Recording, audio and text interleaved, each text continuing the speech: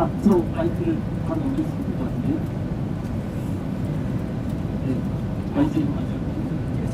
네, 마이크. 근데 잘 들리세요? 잘 안 들리죠? 방법이 없죠 이거. 스피커가 있습니다. 뒤에도 스피커가 네. 있습니다. 대통령님 고생 많으셨습니다. YTN의 강지원입니다. 아직 TK 한 곳이 강론은 남아있는데 지금 모든 국가들의 다자회견대에서 대통령께서 정상의 표시에 다 성과가 있다고 볼 수 있겠지만 그 중에서도 특히 기억에 남는 국가라든지 기억에 남는 성과가 있으면 TK가 남아있지만 네. 포함해서 말씀을 드리겠습니다. 아무래도 아랍에미리트 연합이 아마 가장 큰 구체적 성과가 있는 것 같습니다.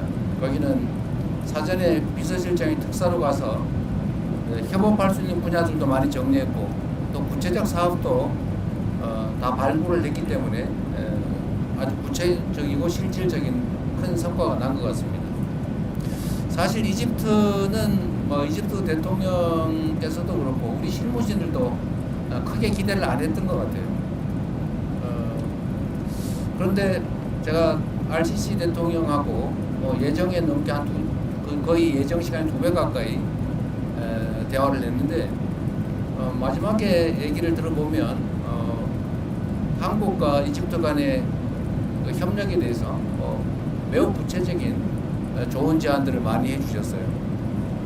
처음에는 얘기하지 않았던 건데 마지막에 저하고 둘만 남았을 때는 그 전에도 얘기하는 게 많이 있지만 카이로 공항을 확장할 계획인데 거기가 아마 한 4조 원 정도 들지 않겠냐 이렇게 얘기를 하고 그걸 한국 기업들이 좀 맡아서 확장하고 운영도 해주면 좋겠다 이런 얘기도 하시고 그 외에도 예를 들면 방위산업 분야 협력, 구체적 협력 얘기도 많이 해서 우리가 미리 좀 구체적으로 노력하고 사전 준비를 철저히 했더라면 또 오랫동안 교류 협력을 축적해 왔더라면 지금의 이집트와 한국 관계를 훨씬 넘어서는 더 밀도 있는 더 큰 협력이 가능했겠다라는 생각이 들었고 한편으로 아쉽다는 생각이 들면서 또 한편으로는 지금이라도 잘 됐다 이런 생각이 들었습니다. 이집트는 제가 가급적이면 이집트 대통령을 국빈으로 한국에 오시라고 초청을 드렸는데 오시겠다는 의사도 표명하셨고 오시기 전에 실무적인 협의를 좀 거쳐서 지금 그때 당시에 그냥 난삽하게 얘기했던 각종 협력 사안에 대해서 충분히 준비하도록 하겠습니다. 아마 우리 기업들이나 우리 국민들에게 큰 기회를 만들 수 있지 않을까 생각이 됩니다. 네, 카메라 기자님들 때문에 제가 시선이 다르서 잘 안 보이는 것 같은데 뒤에 마이크를 좀 넘겨주시면서 또 말씀을 해주시겠어요? SBS 부석이라는데 근데 우리 대변인이 남성 편향적인 것 같은 느낌이 좀 듭니다. 네, 저 SBS 강청환 기자라고 합니다.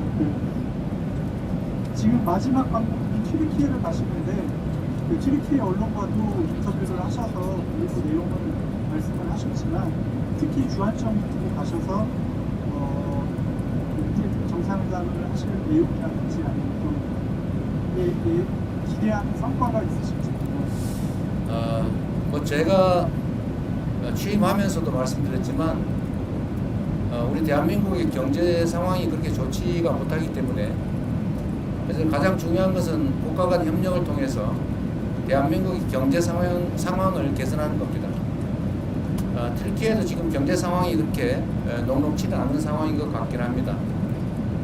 튀르키예는 아시겠지만 국교 관계를 수립하지도 않은 상태에서 6.25 때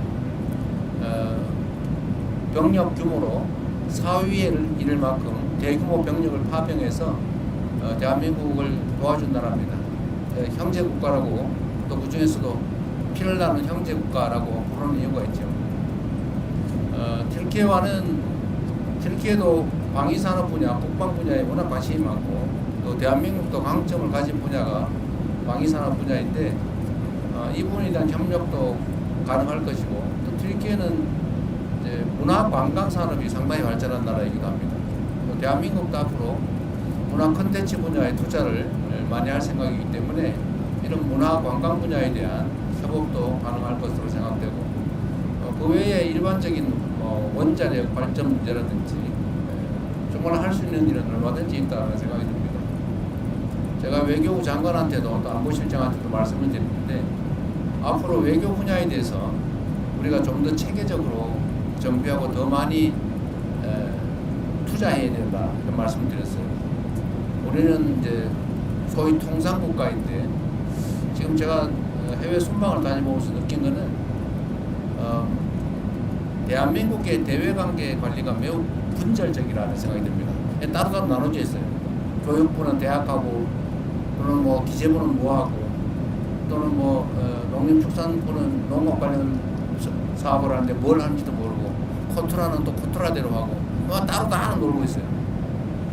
이제 이렇게 해서는 안 되겠다. 좀 체계적으로 종합적으로 외교 분야를 정리하고 좀 더 타국과의 이런 협력을 좀 더 구체적으로 좀 더 세밀하게 관리해야 된다는 생각이 듭니다. 공정하기 위해서 좌석을 반대편 쪽으로 변경하지 마이크 드리겠습니다. 진심은 김영선입니다.